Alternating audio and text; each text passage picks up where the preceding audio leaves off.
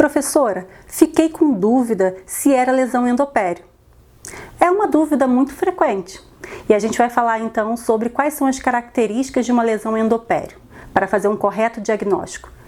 Consequentemente, um correto plano de tratamento também. A lesão endopério, ela obrigatoriamente tem que ter o envolvimento tanto do periodonto, da lesão periodontal, quanto também da lesão endodôntica. Então a gente tem dois tipos de avaliações para serem feitas: a avaliação endodôntica e a avaliação periodontal. Na avaliação periodontal, a gente vai fazer o periograma. Nesse periograma, normalmente a gente encontra bolsas profundas, que pode se estender até a região apical. Durante o exame, a sondagem ela pode sofrer algum tipo de erro. Esse erro à sondagem ele é comum por conta da resistência das fibras de inserção do tecido conjuntivo. Uma das possibilidades de erro de sondagem são as características do tecido. Então, um tecido em que ele está extremamente inflamado e principalmente com a secreção purulenta sendo via sulco, faz com que as fibras de inserção do tecido conjuntivo estejam fragilizadas.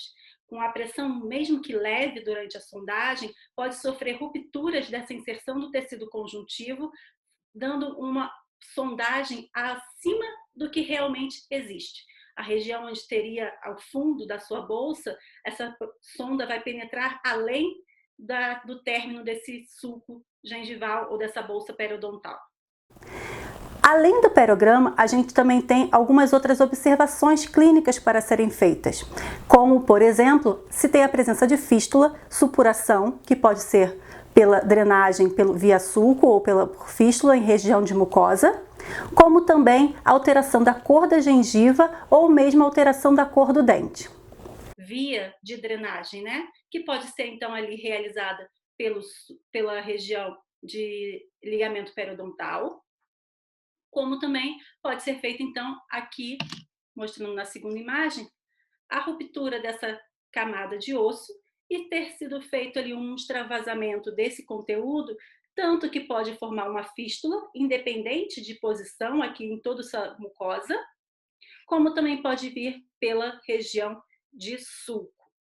Então, clinicamente, a gente pode encontrar a presença de fístula ou não. Essa secreção purulenta pode estar extravasando via sulco ou via fístula. Na lesão endodôntica, uma das formas de diagnóstico é a gente realizar então o exame de teste de vitalidade ou teste de sensibilidade. E para falar um pouquinho sobre isso, eu chamei nosso professor Eduardo Teles, especialista em endodontista, para isso.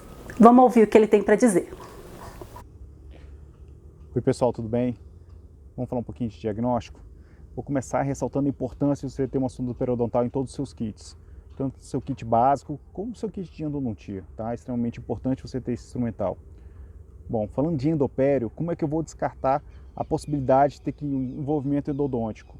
Bom, você já sabe que tem um movimento periodontal, porque você fez a sondagem e você sabe que tem bolsa periodontal profunda. Bom, como é que eu vou descartar se eu vou ter que fazer ou não a endodontia desse dente? Primeiramente, lógico, em todos os testes começa com um teste de percussão, tanto no dente culpado como nos dentes vizinhos, e em seguida começo sim o teste de frio, com uma bolinha de algodão ou um cotonete, coloco o ar refrigerante, testo no dente, normalmente na vestibular, e observo a resposta. Se tiver resposta positiva, dor ao paciente, mas após a remoção do estímulo passou essa dor, esse dente não tem envolvimento endodôntico. Se você colocou nesse dente, testou nele e ele não obteve resposta, possivelmente ele está necrosado. Para eu ter certeza, o que eu vou fazer? Compare com os vizinhos, teste os vizinhos para saber se a resposta também é negativa ou se é positiva. Se os outros vizinhos estiverem positivos e esse, no caso, estiver negativo, ele tem envolvimento endodôntico. Então você vai ter que tratar endodonticamente. Nesses casos de endopério, normalmente quando há um envolvimento endodôntico e periodontal, a gente tem que tratar os dois juntos. Então você vai acessar o dente, fazer o tratamento endodôntico e o periodontista fazer a parte periodontal. Agora, no caso desse dente responder positivamente ao teste de frio, não tem envolvimento endodôntico. Você vai fazer endodontia nesse dente? Não, você vai fazer o tratamento periodontal. Combinado? Até mais, pessoal! Muito obrigada! E para complementar esse nosso exame, obviamente a parte de imagem é muito importante. Foi enviado para a gente uma radiografia. Nessa radiografia a gente consegue observar aqui então o quê? Nessa região aqui, bem próxima ao ápice desse dente, a gente tem uma lesão que se apresenta radiograficamente com uma interrupção aqui da continuidade da lâmina dura, descartando as possibilidades então de ter uma fratura, uma perfuração durante um tratamento de canal, ou mesmo uma reabsorção radicular externa. A gente então tem dois tipos de possibilidades de classificação dessas lesões endopério. A lesão endopério com danos radiculares e as sem danos radiculares. A classificação, ela diz então que você pode dividir os pacientes entre pacientes com lesões endopério sem danos radiculares, podem ser divididos em pacientes com periodontite e pacientes sem periodontite. Em um paciente com periodontite, a probabilidade de ter tido o início primário como sendo a origem periodontal é maior do que um paciente que tem isoladamente o envolvimento periodontal, o paciente sem a periodontite. Então a gente tem a possibilidade de ter início, a origem, a causa inicial ter sido periodontal, ou pode ter sido endodôntica, ou ambas simultaneamente. E o que isso influencia para a gente na clínica? Tratamento. Nosso tratamento, nosso prognóstico é de um pouco diferente. Então, diagnosticado inicialmente que temos um envolvimento periodontal e também temos um envolvimento endodôntico, assim concluímos que temos uma lesão endopério. Agora, como vamos tratar essa lesão endopério? O tratamento da lesão endopério, ele obrigatoriamente inclui o tratamento endodôntico e o tratamento periodontal. Simultaneamente, isso pode ser realizado. Quais são os prognósticos de resultados favoráveis após o tratamento? Essa diferença, ela vai ser baseada, então, no processo de origem. Quando o envolvimento original dessa lesão for periodontal, a gente tem uma maior preocupação do seu prognóstico, porque quando a gente tem a reabsorção das cristas ósseas alveolares, essa possibilidade de ter uma regeneração, um reparo nessa região é muito menor. Já nas lesões de origem endodôntica primária, a gente, após o tratamento endodôntico, logo consegue o reparo desse tecido. E assim, a gente tem a diferença de o quanto a gente espera de resultado após o nosso tratamento. Nas lesões simultâneas, periodontais e endodônticas, de origem periodontal e endodôntica, a gente tem uma limitação do reparo determinado pela lesão periodontal. Então, após o tratamento de raspagem e tratamento de canal, é aguardado um período de cicatrização para se averiguar até onde realmente a gente vai conseguir alcançar o reparo dessa crista óssea. Após essa avaliação do reparo da crista óssea, a gente pode então pensar nas formas de tratamento posteriores à sua raspagem. E aí isso vai incluir a terapia de regeneração guiada. No consenso de 2017 da Academia Americana de Periodontia e da Federação Europeia de Periodontia, a gente tem então agora esse quadro em que resume para a gente as formas de diagnóstico das lesões endopério. Então, como a gente conversou no início, as lesões endopério, elas podem existir com a presença de danos radiculares ou sem a presença de danos radiculares, sendo esses danos radiculares referentes a fraturas, possibilidades de perfuração ou também a reabsorção radicular externa. Nos casos sem lesão, sem dano à raiz, a gente vai dividir, como a gente conversou também antes, resumidamente, que será uma lesão endodôntica em pacientes com periodontite previamente e pacientes sem periodontite. Nos pacientes com periodontite, resumindo, maior chance de ter tido um envolvimento primário do tecido periodontal que acabou lesionando o tecido endodôntico. Nos casos em que a gente tem dentes unitários com esse tipo de envolvimento, então paciente sem a periodontite, a possibilidade de ter sido o início originado pelo canal. A classificação do grau, ele vai determinar para a gente o prognóstico após o tratamento. Então, grau 1, grau 2 e grau 3, que são iguais para um tipo de origem, um tipo de lesão periodontal de pacientes com periodontite ou sem periodontite, é o mesmo. O grau 1, grau 2 e o grau 3. O grau 3 é o pior grau em relação à questão do prognóstico após o tratamento. Ele vai envolver mais de uma superfície do elemento dentário com bolsas profundas. O grau 2, essas bolsas, elas já são bolsas amplas, porém em uma única superfície. E no grau 1 é o melhor resultado que a gente encontra porque as bolsas são estreitas e também somente em uma superfície do dente. Logo depois, recebi também uma outra imagem radiográfica me perguntando o seguinte: chances de se tornar uma endopério? Chances? Sim. Por que existem as chances de se tornar, então, uma lesão endopério? Pode ser que o diagnóstico, nesse momento, não seja de uma lesão endopério, mas que futuramente, se não tratado, pode sim se tornar uma lesão endopério. Aqui a gente encontra nessa radiografia a imagem de um periodonto reduzido. Não veio informação ali para a gente sobre a questão da atividade de doença periodontal ou não. Pode existir, então, um paciente com periodontite que foi tratado e agora se encontra no estado estável. Então, ele é caracterizado como um paciente saudável, com periodonto saudável, porém reduzido. Esse paciente com periodonto saudável e reduzido, a gente tem poucas chances de desenvolver ali uma lesão endopério de origem periodontal. Mas a gente pode ter de origem endodôntica. O paciente, se ele se encontra no estado ainda sem tratamento da periodontite, é maior chance dele ter realmente o envolvimento primário em relação ao desenvolvimento da lesão endopério de origem periodontal. Então, essa informação, se o paciente está tratado estável, ou se o paciente ele possui o tratamento ou está em progressão ainda de doença, ou se não foi tratado. Então, se existe um periodonto saudável ou um periodonto doente, mesmo que reduzido.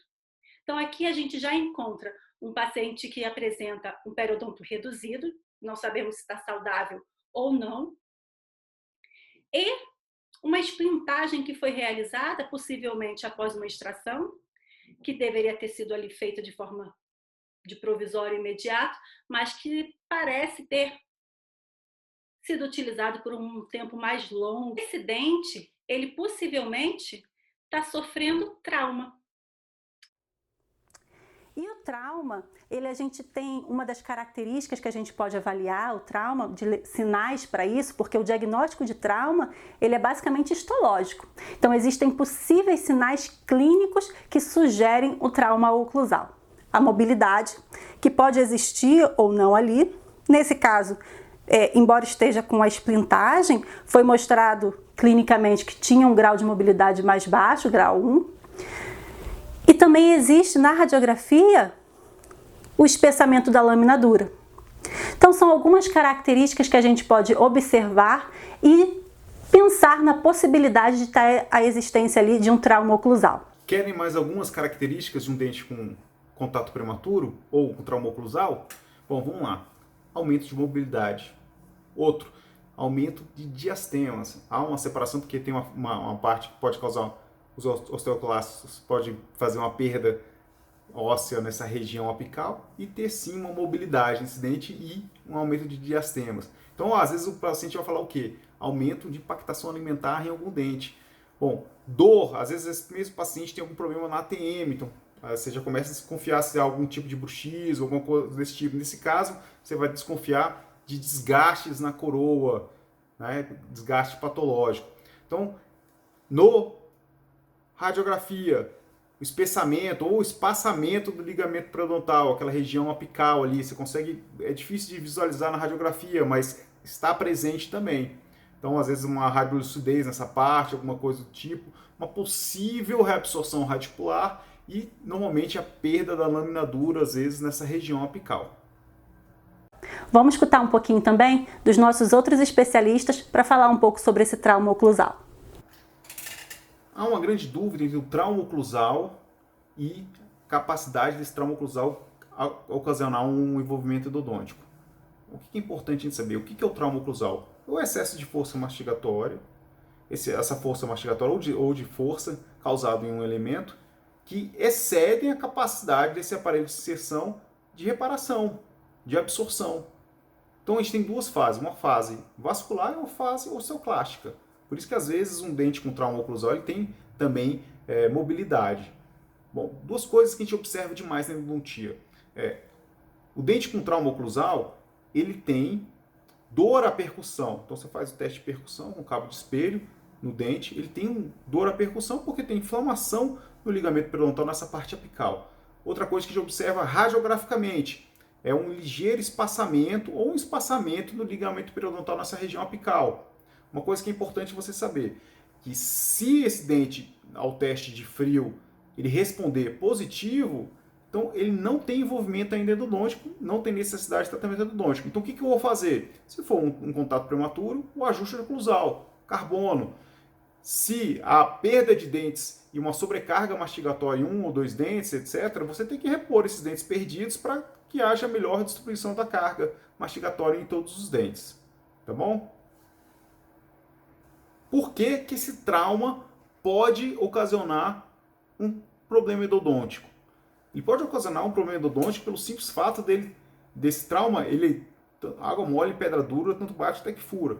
Excesso de força mastigatória, começa a comprimir, causar inflamação nessa parte mais apical. O que pode acontecer? Rompimento ou lesão do feixe vascular nervoso. Então não tem mais irrigação na polpa, a polpa não tendo mais irrigação, ela pode levar à necrose. Nessa mesma classificação de 2017, o consenso ele apresenta para a gente, clínico, uma condição que pode afetar o periodonto. Então, dentre essas condições que afetam o periodonto, estão lá os dois últimos tópicos, como fatores traumáticos oclusais e fatores relacionados a dente e próteses. Nos fatores relacionados a trauma oclusal, a gente pode encontrar esse trauma em um periodonto sadio, íntegro, ou como também podemos encontrar em um periodonto sadio, porém reduzido, ou mesmo em um paciente com periodontite, com periodonto reduzido e sem a saúde periodontal, ainda no estado de doença. O endopério de se desenvolver em um paciente em que apresenta um periodonto reduzido, já que o término da bolsa está mais próximo à região de ápice do dente, com um dente que está sofrendo trauma oclusal, e o que a gente já escutou aí do nosso especialista em endodontia sobre a possibilidade desse trauma oclusal levar a uma lesão endodôntica, podemos ter a origem endodôntica com a sequela ainda periodontal.